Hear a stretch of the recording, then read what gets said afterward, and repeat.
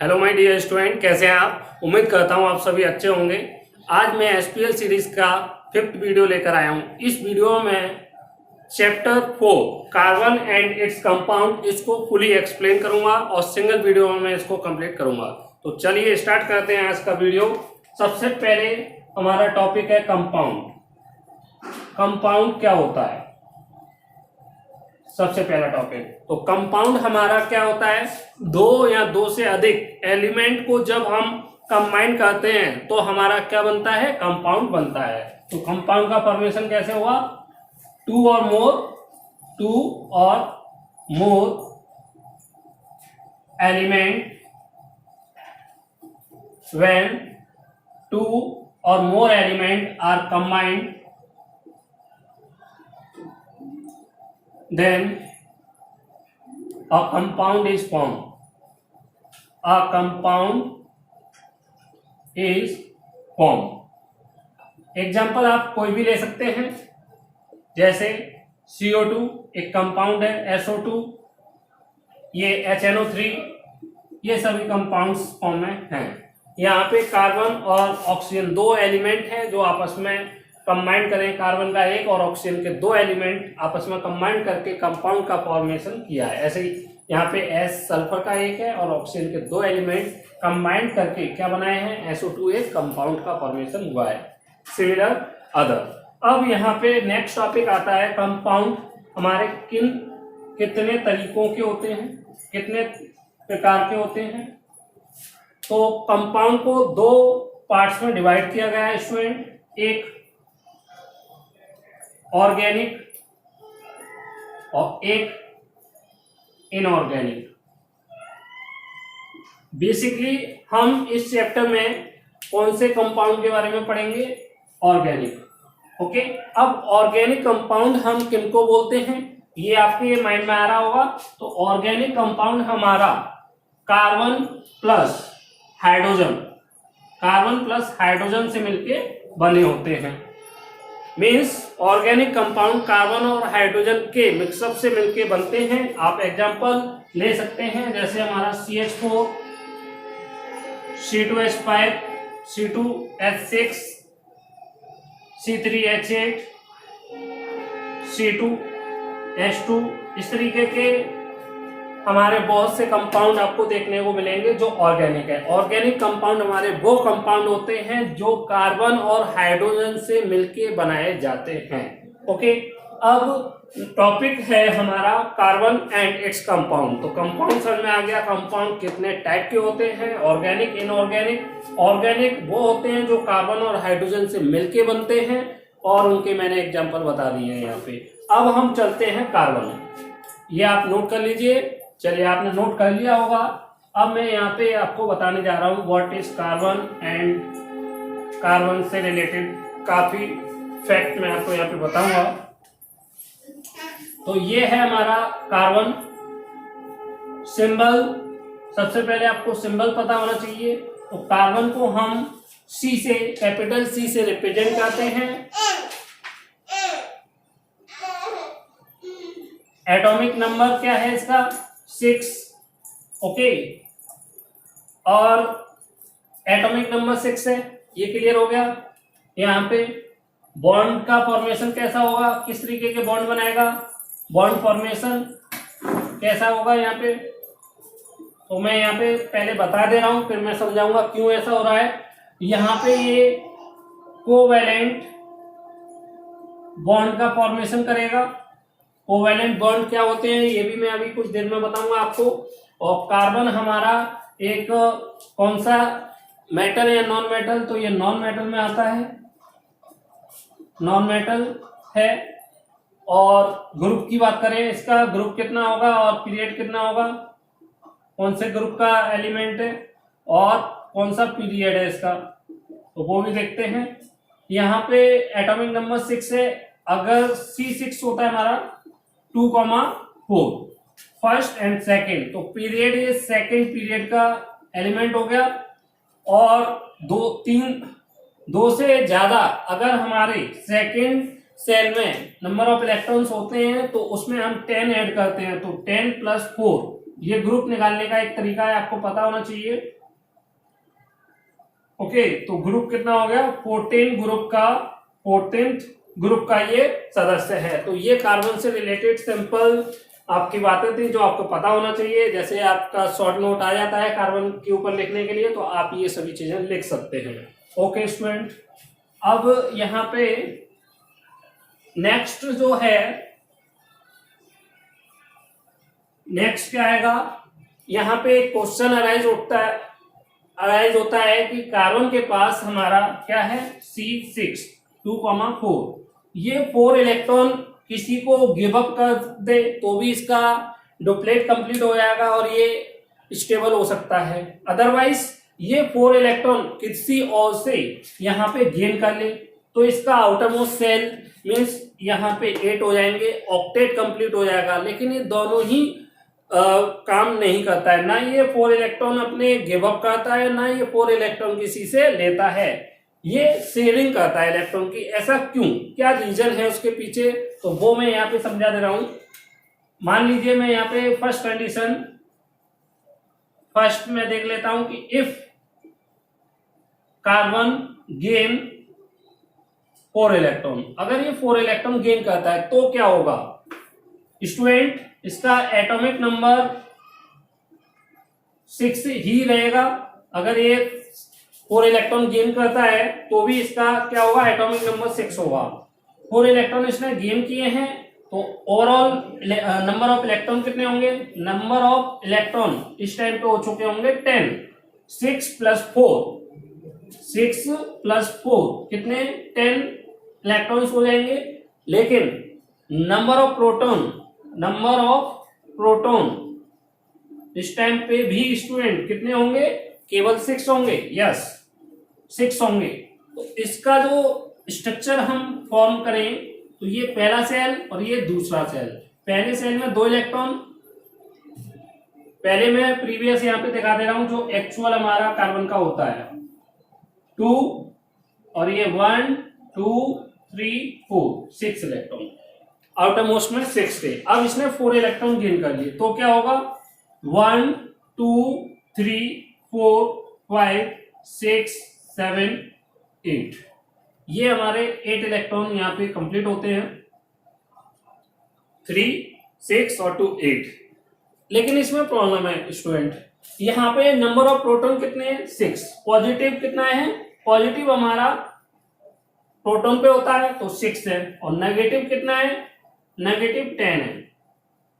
तो ये बैलेंस करना मुश्किल हो जाएगा। 6 इलेक्ट्रॉन 10 इलेक्ट्रॉन को होल्ड नहीं कर सकते हैं, 6 इलेक्ट्रॉन 10 इलेक्ट्रॉन को होल्ड नहीं कर सकते, यहाँ प्रॉब्लम बहुत ज्यादा होगी। 6 इलेक्ट्रॉन वो 6 proton can not hold 10 electrons. So ये पॉसिबिलिटी हमारी क्या हो जाती है, नेग्लेक्ट हो जाती है, ऐसा नहीं होगा। ओके, अब इसमें सेकंड कंडीशन और बन सकती है, तो वो देखिए, ऊपर का मैं रब कर रहा हूं। दूसरी कंडीशन ये हो सकती है स्टूडेंट, मैं रेड से दिखा दे रहा हूं यहाँ पे, कार्बन का हमारा अभी 6 ही है 2,4। अब ये क्या करे, 4 इलेक्ट्रॉन किसी को गिव अप कर दे। 4 इलेक्ट्रॉन गिव अप करेगा तो स्टार्टिंग में कुछ हमारा इस तरीके का होगा स्ट्रक्चर, 2 1 2 3 4।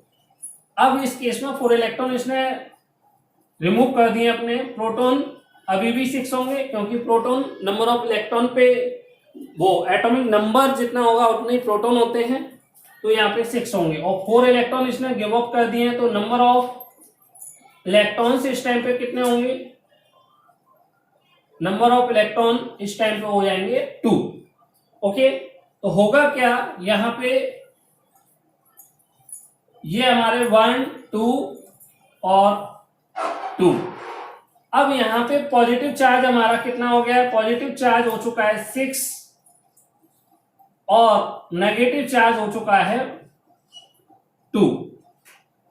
तो इतना पॉजिटिव चार्ज इतने नेगेटिव चार्ज होगा तो क्या होगा, ये ज्यादा पॉजिटिव चार्ज है और ये बहुत कम नेगेटिव चार्ज है। ये इन इलेक्ट्रॉन्स को अपनी तरफ क्या कर लेगा, अट्रैक्ट कर लेगा। ये इलेक्ट्रॉन्स न्यूक्लियस की तरफ क्या हो जाएंगे, अट्रैक्शन होना शुरू हो जाएगा। और अट्रैक्शन शुरू हो गया तो ये एग्जिस्ट नहीं करेगा, क्योंकि ये उसी में कोलाइड कर जाएगा और फिनिश हो जाएगा। तो ये भी कंडीशन हमारी नहीं बन सकती। तो अब इसके पास ले दे के एक ही पॉसिबिलिटी बचती है कि ये इलेक्ट्रॉन की क्या करे, शेयरिंग करे। इसी वजह से जो कार्बन है इलेक्ट्रॉन्स की क्या करता है, शेयरिंग करता है। ना ये किसी से लेता है इलेक्ट्रॉन्स को, ना किसी को इलेक्ट्रॉन देता है। ओके स्टूडेंट, मैं यही बताया कि इस वजह से ये इलेक्ट्रोवैलेंट बॉन्ड नहीं बनाता है। और कौन से बॉन्ड बनाएगा, कोवैलेंट बॉन्ड। अब हम नेक्स्ट टॉपिक पढ़ते हैं, कोवैलेंट बॉन्ड। कोवैलेंट बॉन्ड, तो कोवैलेंट बॉन्ड का फॉर्मेशन कब होगा, इसमें due two electron sharing, due two electron sharing covalent bond is form. Okay, दूसरा, ये हमेशा दो नॉन मेटल के बीच में बनेगा। It form between two non metal because non metal have the tendency to gain electrons। Okay student, तो ये covalent bond का आपका क्राइटेरिया होगा, क्यों हमारा कोवैलेंट बॉन्ड बनता है और किस किस के बीच में बनेगा हमेशा। तो कार्बन भी हमारा कोवैलेंट बॉन्ड का फॉर्मेशन करता है। तो आप नोट करके लिख लीजिए, कार्बन ऑलवेज मेक या फॉर्म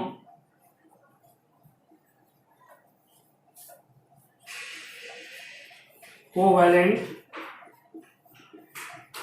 बॉन्ड, कोवैलेंट बॉन्ड का फॉर्मेशन करता है। ओके स्टूडेंट, अब हमारा कोवैलेंट बॉन्ड हो गया, आप नोट कर लीजिए इसको। ओके स्टूडेंट, आपने नोट कर लिया होगा। अब हम चलते हैं इसके आगे की कुछ प्रॉपर्टीज और कुछ और इंपॉर्टेंट पॉइंट के बारे में हम डिस्कस करते हैं। तो इसमें पहला पॉइंट है एलोट्रॉपी। एलोट्रॉपी, ओके, तो एलोट्रॉपी क्या है, एलोट्रॉपी किसी भी एक एलिमेंट की एक गुण होता है जिसकी वजह से वो अपनी एक से ज्यादा फॉर्म में एग्जिस्ट कर सकता है। ओके, जैसे हमारा कार्बन हो गया, कार्बन हमारा 3 फॉर्मों में देखने को मिलता है। तो कार्बन एलिमेंट एक ही है लेकिन वो 3 डिफरेंट अलग अलग फॉर्म में देखने को मिलता है। इसी को क्या बोलते हैं हम, एलोट्रॉप बोलते हैं, जो फॉर्म दिखाई देती हैं। और इस प्रोसेस को जिस वर्च्यू की वजह से वो ये 3 डिफरेंट फॉर्म रख पा रहा है उसको हम एलोट्रॉपी बोलते हैं। तो it is a virtue by which an element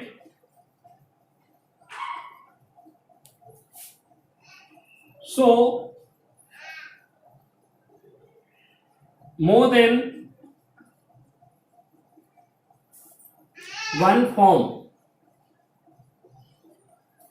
are called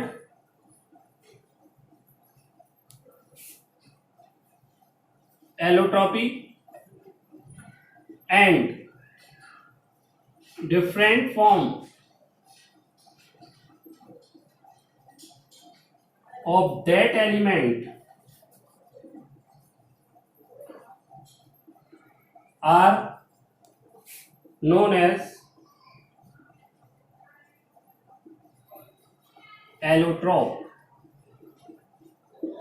allotropes. Okay, तो कार्बन यहाँ पे नेक्स्ट लाइन में आपको नोट करके लिखना है, कार्बन हैव 3 एलोट्रॉप। कौन कौन से तीनों एलोट्रॉप्स कौन कौन से हैं वो यहां पे लिखिए।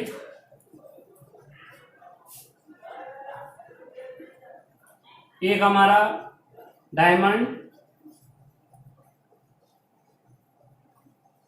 एक ग्रेफाइट और एक बचता है वो है हमारा फुलरेंस।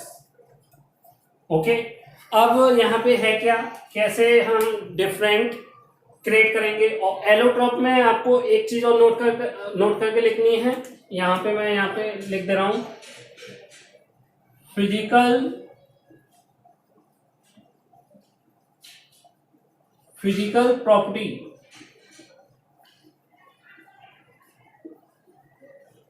properties are same but chemical properties are different। Okay, तो ये हमारा एलोट्रॉप्स होते हैं। एलोट्रॉप्स की फिजिकल प्रॉपर्टीज सेम होती हैं लेकिन केमिकल प्रॉपर्टीज डिफरेंट होती हैं। जैसे हमारा डायमंड की कुछ खासियत है। पहला, एक कार्बन के एटम से यहां पे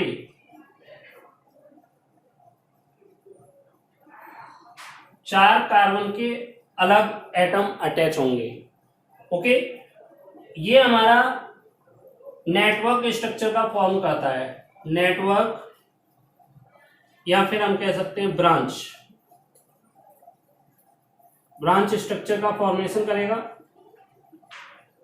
तीसरा, इनके बीच में जो फोर्स लगता है कार्बन के एटम्स के बीच में, वो हमारा वीक होता है, जिसको हम वांडर वॉल फोर्स बोलते हैं। ओके, जो काफी नेचर वाइज वीक होता है। ये नेटवर्क और ब्रांच स्ट्रक्चर बनाता है। कार्बन के 4 जो एक कार्बन का एटम 4 अलग कार्बन के एटम से अटैच होता है। ओके, ये 3 पॉइंट आपको यहाँ पे याद रखने हैं। ग्रेफाइट, और इसी वजह से क्योंकि इसके चारों जो वैलेंसी होती है, कार्बन 4 वैलेंसी रखता है, चारों वैलेंसी फिल हो चुकी है। इस वजह से due to no free electron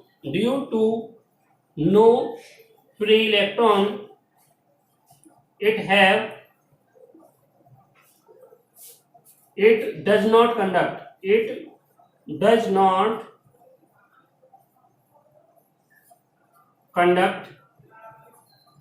electricity.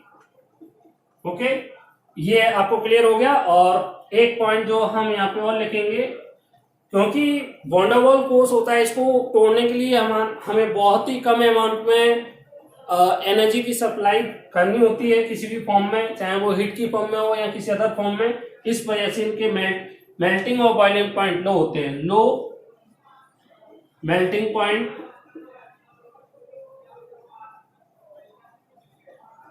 Okay, ये होता है। ठीक है, अब हम यहाँ पे, आपने ये लिख लिया होगा, नोट कर लिया होगा। चलिए, तो अब हम ग्रेफाइट के बारे में मैं आपको समझाता हूं।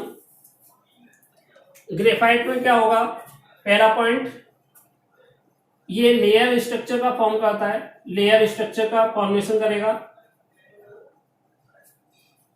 मींस एक कार्बन के एटम से 3 कार्बन के एटम अटैच होते हैं ये, और इसके पास एक वैलेंसी खाली रह जाती है। इसी खाली वैलेंसी की वजह से due to free electron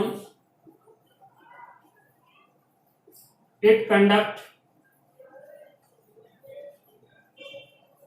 electricity.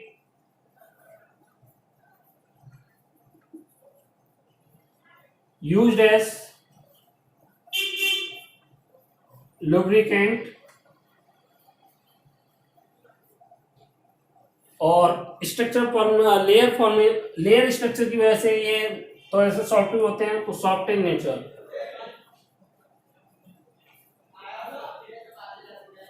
Okay, तो ये ग्रेफाइट के बारे में बात हो गई। अब हम फुलरेंस के बारे में बात करते हैं। फुलरेंस क्या है? कार्बन के 60 एटम से मिलके ये एक फुटबॉल लाइक स्ट्रक्चर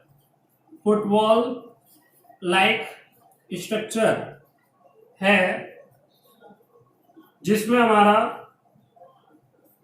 20 हेक्सागोन होते हैं और 12 पेंटागोन होते हैं। ओके, कुछ इसका मैं यहाँ पे बना दे रहा हूं। इस तरीके का स्ट्रक्चर होता है।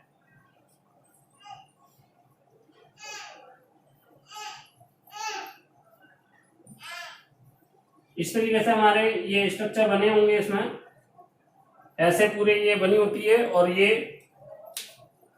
ये जो अमेरिका का डोमेस्टिक डॉम है उसके जैसे सिमिलर इसका स्ट्रक्चर है। और वहीं के एक जो आर्किटेक्ट था, जो उसका नाम फुलरेंस था, उसी के नेम पर इसका नामकरण भी किया गया है। तो ये आपको छोटी मोटी बात याद ही होंगी।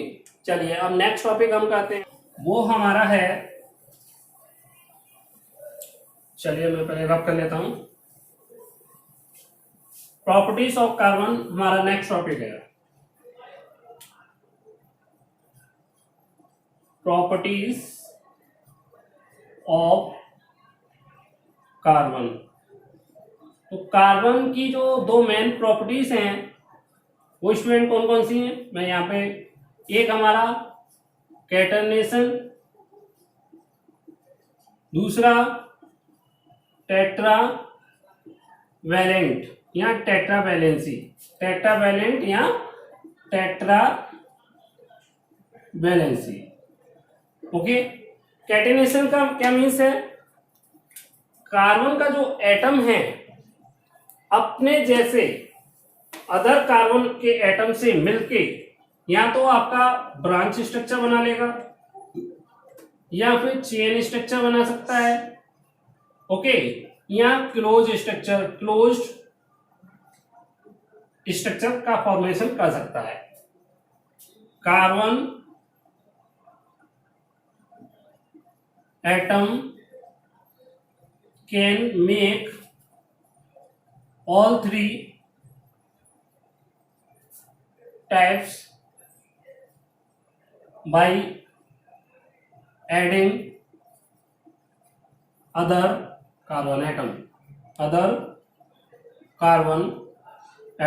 ओके, एक कार्बन एटम दूसरे कार्बन एटम से अटैच करके ब्रांच स्ट्रक्चर, चेन स्ट्रक्चर या लॉन्ग चेन स्ट्रक्चर बना सकता है। जैसे यहाँ पे कार्बन, ये हमारा चेन स्ट्रक्चर हो गया। Okay, chain structure. Branch structure का जैसे आप देखना चाहो ये हो सकता है हमारा, ये हमने कर दिया। अब यहाँ आप कहेंगे हाइड्रोजन की फिलिंग करनी है, तो हाइड्रोजन फिल करना कोई बहुत बड़ी बात नहीं है। कार्बन की 4 वैलेंसी होती है।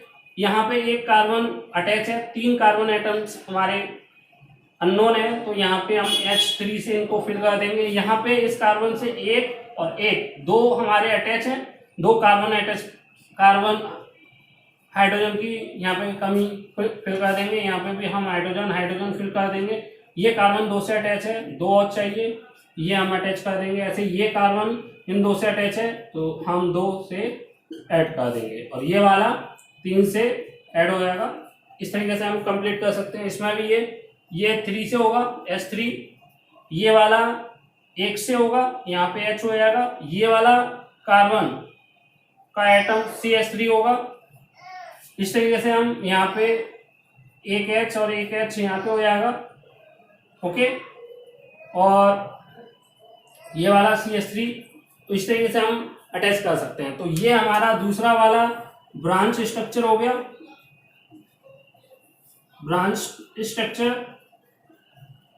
अब क्लोज स्ट्रक्चर कैसा होगा? तो क्लोज के लिए भी मैं एक डायग्राम बना दे रहा हूं। यहां पे ऊपर देखिए, क्लोज के लिए आपने single bond C, double bond सिंग, ओके, और फिर ये डबल बॉन्ड C, 1 2 3 4 5 6। एक मिनट, सॉरी ये थोड़ा गड़बड़ हो गया है। यहां पे जैसे हमें ये वाला ये आपको दे दिया, ये एक क्लोज्ड स्ट्रक्चर है, क्लोज्ड स्ट्रक्चर। अब आप कहेंगे ये तो एक डायग्राम बना है, यहाँ पे तो कुछ गिवन नहीं है। तो होता क्या है, ये जो कॉर्नर है ये कार्बन को डिनोट करते हैं, ओके, और बाकी के ये जो बीच में है ये सिंगल बॉन्ड को डिनोट कर रहे हैं। तो यहाँ पे कार्बन का ये एक 2 से अटैच है H2, ये 2 से अटैच है H2, और ये 2 से अटैच है H2 H2 और H2। इस तरीके से हमारा ये क्लोज स्ट्रक्चर बनता है। ये क्या है, कार्बन के 1 2 3 4 5 है, उसके लिए क्या बनता है, पेंटेन। तो ये पेंटेन है, और क्लोज के लिए साइक्लिक पेंटेन या साइक्लोपेंटेन। साइक्लिक लिख दीजिए या फिर आप इसको साइक्लोपेंटेन इस तरीके से लिख सकते हैं। तो ये कैटेनेशन हो गया, जिसकी मदद से, कैटेनेशन है क्या, कार्बन का एटम अदर कार्बन एटम से अटैच कर करके बहुत लंबी या फिर ब्रांच या फिर हमारी क्लोज स्ट्रक्चर का फॉर्मेशन कर सकता है। ओके स्टूडेंट, अब इसमें मैंने आपको सेकेंड क्या बताया, टेट्रावैलेंट। तो टेट्रावैलेंट में ऐसा कुछ खास नहीं है। Tetravalent means carbon has 4 valency and it fill this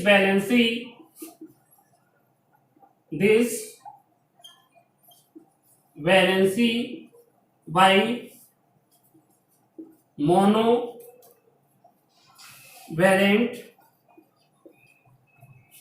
element like hydrogen etc। Means tetravalent क्या है, कार्बन की 4 वैलेंसी होती है और चारों की चारों वैलेंसी किसी एक ऐसे एलिमेंट से फिल करी जाएगी जो मोनोवैलेंट हो। कैसा हो, मोनोवैलेंट मीन्स क्या होता है, जिसकी वैलेंसी 1 हो, हुज वैलेंसी इज 1। तो जिसकी वैलेंसी 1 होगी उसके द्वारा हमारा कार्बन की चारों वैलेंसी फिल करी जाती है। यहाँ हाइड्रोजन हो सकता है, या क्लोरीन हो सकता है, या कोई अदर एलिमेंट हो सकता है, जैसे CCl4 यहाँ पे कार्बन की 4 वैलेंसी क्लोरीन से भरी गई है। CH4 यहाँ पे कार्बन की वैलेंसी हमारी हाइड्रोजन से फिल करी जाती है। इस तरीके से ये टेट्रावैलेंट बनाता है। ओके, ये इसके 2 खास प्रॉपर्टीज हैं, जिसकी वजह से इसकी एक अलग ब्रांच बनानी पड़ी है स्टूडेंट यहाँ पे, जो आप 12th और 11th में पढ़ोगे। बहुत बड़ी एक बुक रहती है जिसमें केवल और केवल ऑर्गेनिक कंपाउंड के बारे में हम पढ़ते हैं, और ऑर्गेनिक केमिस्ट्री उस बुक का नाम है। ओके, तो एक पूरी ब्रांच बनानी पड़ी है, क्यों, इन 2 खासियत की वजह से, एक टेट्रावैलेंट और एक कैटेनेशन की वजह से। ओके स्टूडेंट, तो ये आपका टॉपिक यहाँ पे कवर हुआ। अब यहाँ पे एक छोटा सा टॉपिक है isomerism.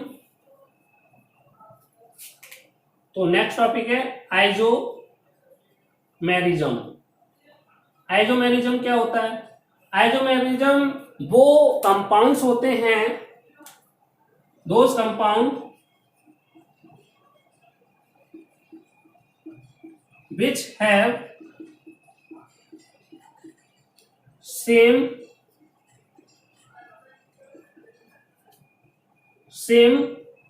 functional, same molecular formula,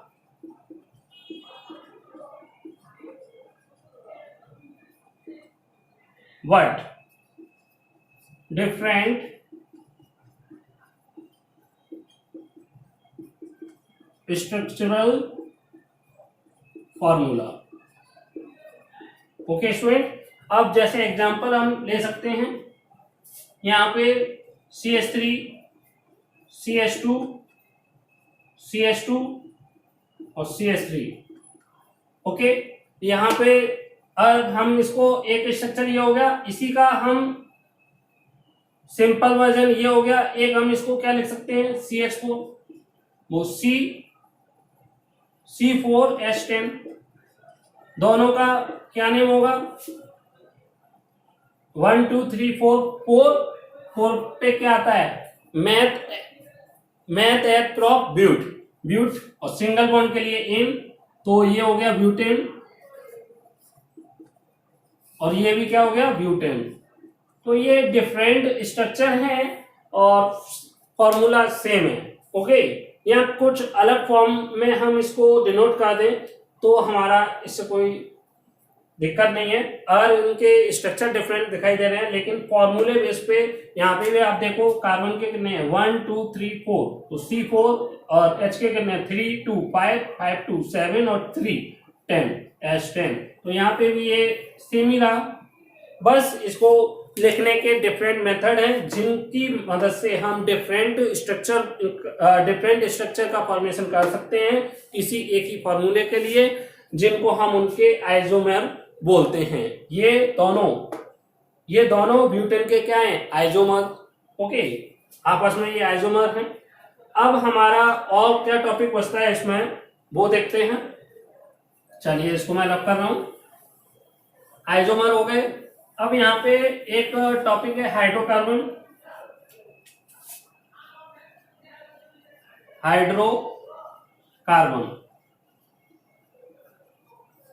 तो वो कंपाउंड जो हमारे हाइड्रोजन और कार्बन से मिलके बनेंगे उसको हम हाइड्रोकार्बन कहेंगे।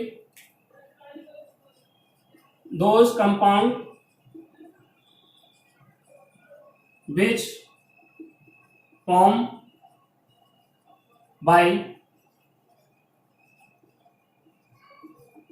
Hydrogen and carbon. ओके, अब ये हाइड्रोकार्बन हमारे दो तरीके के होते हैं, एक सैचुरेटेड और एक हमारे अनसैचुरेटेड।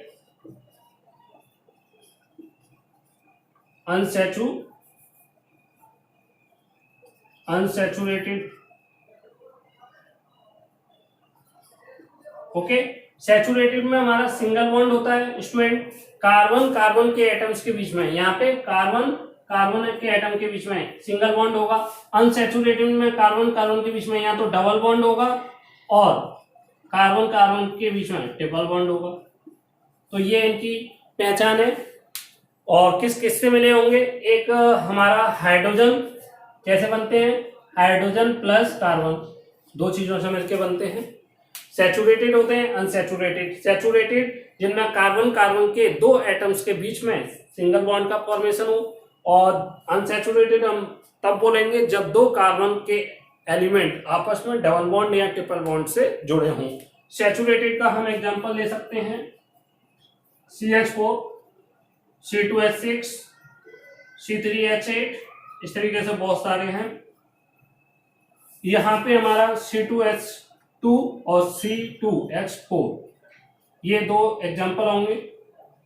ये हमारा ट्रिपल बॉन्ड का, ये डबल बॉन्ड का, ये इसका हो जाएगा और ये इस वाले का हो जाएगा। ओके, तो ये एग्जांपल हो गए अनसैचुरेटेड के। इसका हम जैसे स्ट्रक्चर बनाना चाहें CH4 का, तो C single bond H, single bond H, single bond H और सिंगल बॉन्ड H। कई बार बता चुका हूं किस तरीके से बनता है, तो अब मैं यहाँ पे शॉर्ट में बना रहा हूं तो वो चीजें नहीं बताऊंगा।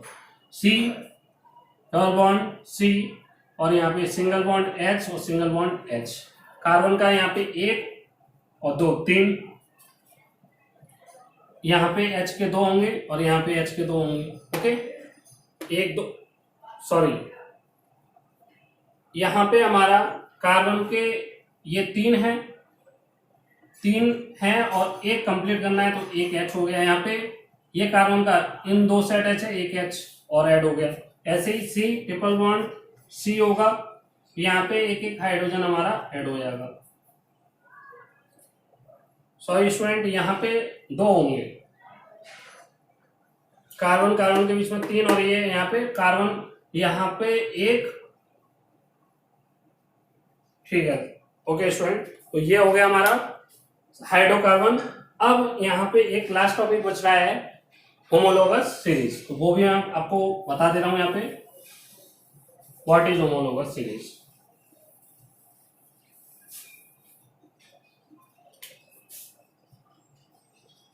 होमोलोगस सीरीज तो ये कंपाउंड्स की एक सीरीज होती है। It is a series, it is a series of carbon compound which have same functional group and every two successive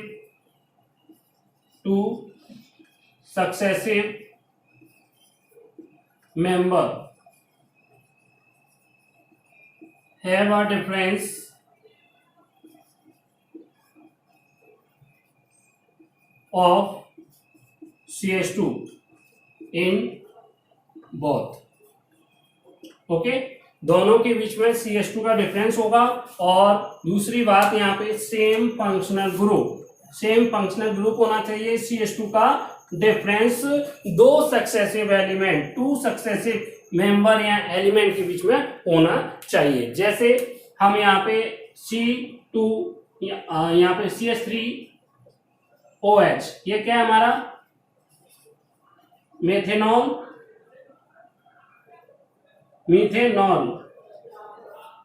है। अब हम इसमें ये फर्स्ट मेंबर हो गया, फर्स्ट मेंबर ऑफ कौन सी सीरीज है, एल्कोहल ग्रुप की, एल्कोहल। अब इसमें हमें दूसरा लाना है, तो हमें क्या करना है, ग्रुप सेम रखना है, ग्रुप यही रहेगा और इसमें CH2 हमें ऐड कर देना है सिंपली। तो यहाँ पे C1 और एक और एक दो, C2H3 और 2 5 और OH का हमने एज इट इज लिख दिया। तो यहाँ पे फंक्शनल ग्रुप सेम रहा और डिफरेंस इन दोनों के बीच में कितना रहा स्टूडेंट, CH2 का। तो ये हमारी क्या है, होमोलोगस सीरीज। ओके, इस तरीके से हम निकाल सकते हैं। अगला निकालना है तो फिर हम इसमें CH2 ऐड कर दें तो हमारा क्या बन जाएगा, C3H7OH। और इन दोनों में भी कितने का डिफरेंस आएगा, CH2। और सेम क्या होगा, फंक्शनल ग्रुप यहाँ पे आप देख रहे हैं, यहाँ पे same functional group. Okay student, तो सेम फंक्शनल ग्रुप होना चाहिए और CH2 का दो सक्सेसिव मेंबर के बीच में डिफरेंस होना चाहिए। तो ये कंप्लीट आपका चैप्टर था, जो इस 2011 में जो आपका रेडियो सिलेबस था उसके अकॉर्डिंग था, जो मैंने आपको कंप्लीट करा दिया है यहाँ पे। और इसकी मैंने लेंथी वीडियो भी अपलोड कर चुका हूँ पहले ही में, तो आप वहां से भी देख सकते हैं। बाकी का चैप्टर कंप्लीट मैंने समझा दिया है यहाँ पे, काफी शॉर्ट वे में समझाया है और पेपर के लिए काफी यूजफुल होगा। और ये SQL सीरीज का ही एक वीडियो है। अगर आपको ये सीरीज बहुत अच्छी लग रही है तो कमेंट के जरिए आप इस पे अपना एक कमेंट सेंड कर सकते हैं, कोई सजेशन हो सजेशन दे सकते हैं। Thank you very much.